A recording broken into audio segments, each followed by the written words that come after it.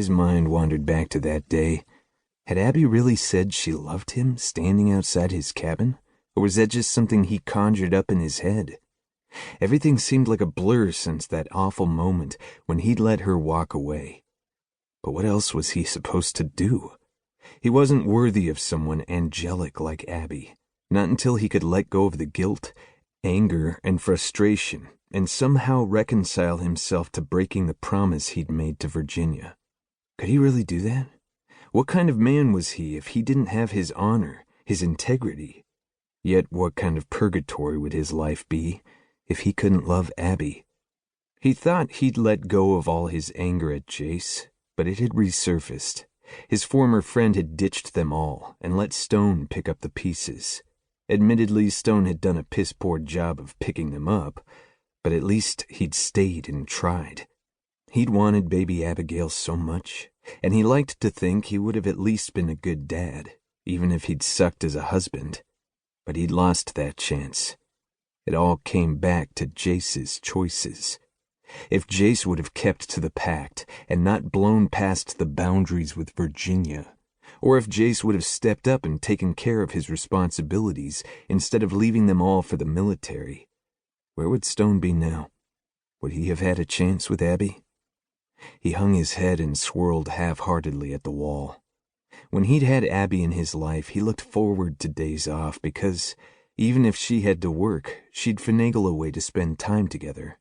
They would have lunch together or go for a quick hike. Or if she could find enough time, they'd go skiing in the winter or mountain biking in the summer. He'd always known she was the joy in his life, but being robbed of that joy was almost enough to make him wish he could join Virginia and the baby. Sheesh, that was morbid. The front door banged open, and Stone turned in surprise. His parents and brother weren't supposed to be coming for a visit, and his buddies from the fire station were all busy doing their own projects during their 4-day break. Blue was in New Mexico visiting Lucy, but the rest of the guys had planned to get together tonight at Pineapples for dinner and drinks. Stone still hadn't decided if he would go. Last night had been pretty miserable, with Nicola and Jeremy talking nonstop about that loser pretty boy Abi had been with and how Stone should have laid claim to his woman. Abi wasn't his woman and, sadly, would probably never be. Stone knew that was his fault, but he still didn't know how to change anything. He walked toward the entryway as the door slammed shut again. Abi pushed back the hood of her white coat. Her dark hair seemed to shine, but her dark eyes shone more. Stone's heart slammed against his chest. He wanted to run, pick her up off her feet and kiss her until they both passed out from lack of oxygen. Of course, he stood there and did nothing. She placed her hands on her hips and narrowed her eyes at him. "You look like crap, and your stunt last night was completely ridiculous." He nodded. She was here. He'd agree to anything she said. "What have you been doing the past 3 weeks?" she demanded. "Missing you." He cleared his throat. "Working?" "Well, that is completely lame. Man was not made for work alone. Can you seriously have no fun in life if I don't force you to?" She arched her delicate eyebrows. Stone smiled.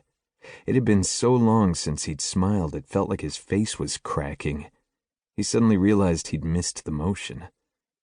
"Nope." "You are truly pitiful. Come on, the slopes are calling my name, and while you suck as a friend, you're a great skiing partner." She whirled on her heel and strode to the front door. Stone set his scraper down and followed.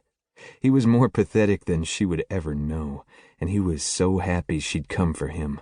If only he could find a way to be the friend she needed.